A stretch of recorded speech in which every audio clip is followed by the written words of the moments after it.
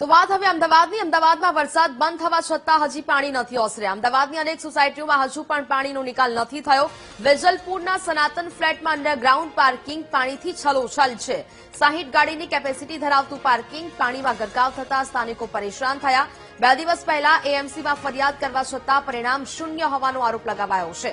તાત્કાલિક પાણીનો નિકાલ કરવાની સ્થાનિકો માંગ કરી રહ્યા છે. તો વરસાદે વિરામ લીધો છતાં પણ હજી અનેક જગ્યા પરથી પાણી નથી ઓસર્યા, જેને કારણે લોકોમાં રોષ જોવા મળી રહ્યો છે, નારાજગી જોવા મળી રહી છે. પાણીના નિકાલની વ્યવસ્થા કરવાની માંગ કરવામાં આવી રહી છે. વરસાદ બંધ થયો છે, પરંતુ હજી પણ પાણી યથાવત છે.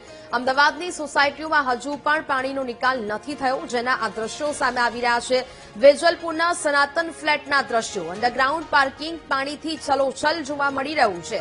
જ્યાં 60 ગાડીની કેપેસિટી ધરાવતું આ પાર્કિંગ પાણીમાં ગરકાવ થઈ ગયું છે, જેને કારણે સ્થાનિકો પરેશાન થયા છે. કેટલાક વાહનોમાં નુકસાનીના પણ દ્રશ્યો સામે આવ્યા છે.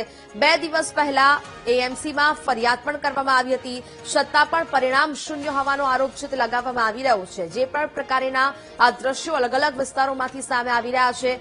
વરસાદે વિરામ લીધો, વરસાદ બંધ થયો તે છતાં હજી સુધી અનેક રોડ રસ્તાઓ પાણીમાં ગરકાવ છે અને સોસાયટીઓમાં પાણી ભરાયેલા છે, ને જેને કારણે લોકોમાં તંત્ર વિરુદ્ધ નારાજગી છે તે જોવા મળી રહી છે.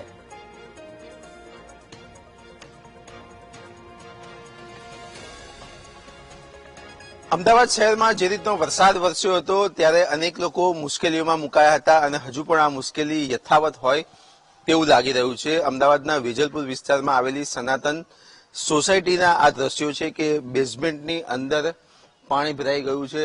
હજુ પણ આ બેઝમેન્ટમાં પાણી ભરાયેલું યથાવત છે. લગભગ 50થી વધુ ગાડીઓની પાર્કિંગનું આ અંડરગ્રાઉન્ડ પાર્કિંગ છે. 50 ગાડીની કેપેસિટી છે, પરંતુ વાત કરવામાં આવે તો હજુ પણ આ પાણી ભરાયેલા પાર્કિંગમાં લગભગ આશરે 3 જેટલી ગાડીઓ હજુ પણ અંદર પાણીની વચ્ચે તરી રહી છે. અને જ્યારે એ પિલ્લર પાસે અથડાઈ છે ત્યારે ફ્લેટમાં પણ વાઇબ્રેશન આવી રહ્યું છે. પાણી કાઢવા માટે સોસાયટી દ્વારા પોતાનો જે પંપ છે તે પંપ વસાવ્યો છે, પરંતુ તેની પણ કેપેસિટી ખૂબ ઓછી હોય તેવું લાગી રહ્યું છે. છેલ્લા 24 કલાકથી પાણી કાઢવાના પ્રયત્ન થઈ રહ્યા છે, પરંતુ તેમ છતાં પણ પાણી ઓછું થઈ રહ્યું નથી. સ્થાનિકો છે આપણી સાથે, સોસાયટીના, સનાતન સોસાયટીના, તેમની સાથે વાતચીત કરીશું. પરિસ્થિતિ જે સર્જાઈ છે આપણે નરી આંખે જોઈ રહ્યા છીએ.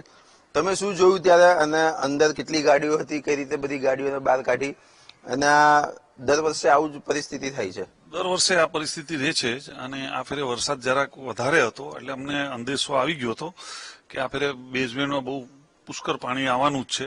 એટલે 50થી 60 ગાડીઓનું પાર્કિંગ છે અંદર. એટલે અમે બધા એ દિવસે રજા રાખી, 4-5 જણાએ, અમારે જે મિત્રો છે સોસાયટીના, કમિટીના બધાએ, અને બધી ગાડીઓ ઉપર લીધી. અને પછી 2-3 ગાડીઓ અંદર છે હજી. અને એ પાણીનો ફ્લો એટલો જોર હતો કે એ તરતી ગાડીઓ પછી પિલર છે કે પાયા છે એમાં અથડાય છે, એટલે વાઇબ્રેટ થાય છે. એટલે રહીશો પછી ભયભીત થઈ ગયા કે આ બેસી ના જાય. પણ હવે જોઈએ, હવે ટેકનિકલ ટીમ આવશે કન્સ્ટ્રક્શનની, પછી અમે જોશું કે શું આમાં નુકસાન થાય છે અને શું થયું છે, એ પછી ખબર પડશે. તંત્રને જાણ કરી છે આ બાબતે? કઈ? હા, તંત્રને જાણકારી આપી છે આ બાબતે. હાલ તો કોઈ એ તરફથી કોઈ બીજું કોઈ રિસ્પોન્સ આવેલો નથી. અમે અમારા તરફથી અમારે જે પોતાનું મશીન જે વસાયેલું છે સોસાયટી તરફથી, એના દ્વારા આજે અમારા તરફથી પાણી માટે અમે પ્રયત્ન કરી રહ્યા છે કે ચાલુ થઈ જાય અને પાણીનો નિકાલ ચાલુ થાય. જે બી આગળ મ્યુનિસિપલમાં જે અમે કોમ્યુનિકેટ કર્યું છે એ પ્રમાણે એ લોકોનો જે જવાબ આવે એની રાહ જોઈ રહ્યા છે કે ભાઈ એમાં આપણે શું આગળ. ફરિયાદના અમારે 48 કલાક જેટલું થઈ ગયું. જે દિવસે વરસાદનું પાણી જવાનું થયું એ દિવસે જ અમે કોર્પોરેટરશ્રીને જાણકારી આપેલી હતી, અને અમારા એમએલએ શ્રી અમિત ઠાકરે છે જે, એમને પણ અમે કોન્ટેક્ટમાં છીએ.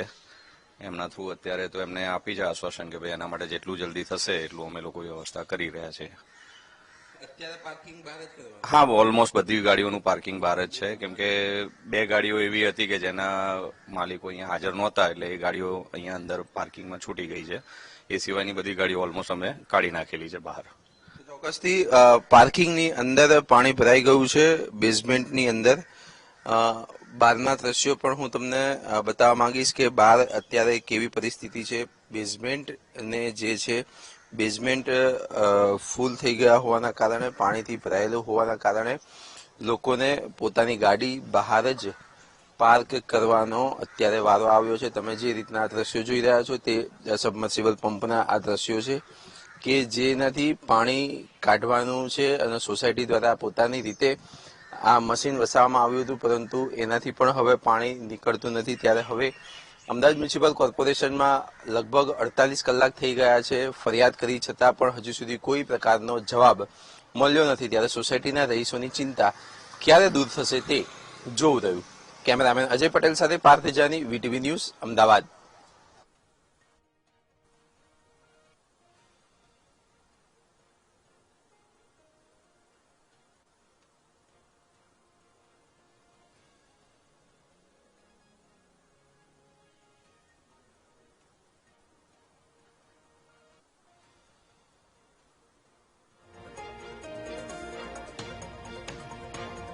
તો એમસીએ કામગીરી ન કરવાનો આરોપ છે તે લગાવવામાં આવ્યો છે. પાણીના નિકાલની વ્યવસ્થા કરવાની માંગ હાલ તો સ્થાનિકો છે તે કરી રહ્યા છે, કારણ કે બેઝમેન્ટ આખું પાણીમાં ગરકાવ થયું છે, જેને કારણે લોકો પોતાના સોસાયટીના કમ્પાઉન્ડમાં ગાડી પાર્ક કરવા માટે મજબૂર બન્યા છે. વરસાદ બંધ થઈ ગયો છતાં પાણી નથી ઓસર્યા તે પ્રકારની પરિસ્થિતિ જોવા મળી રહી છે. આખું જે બેઝમેન્ટ છે તે પાણીમાં ગરકાવ થયું છે. તેના આ દ્રશ્યો સનાતન ફ્લેટમાં અંડરગ્રાઉન્ડ પાર્કિંગ છલોછલ જોવા મળી રહ્યું છે, જેને કારણે લોકોની પાર્કિંગની વ્યવસ્થા ખોરવાઈ છે. એએમસીને ફરિયાદ કર્યું હોવા છતાં હજી સુધી એએમસીના કોઈ અધિકારીઓ ઘટના સ્થળે નથી પહોંચ્યા.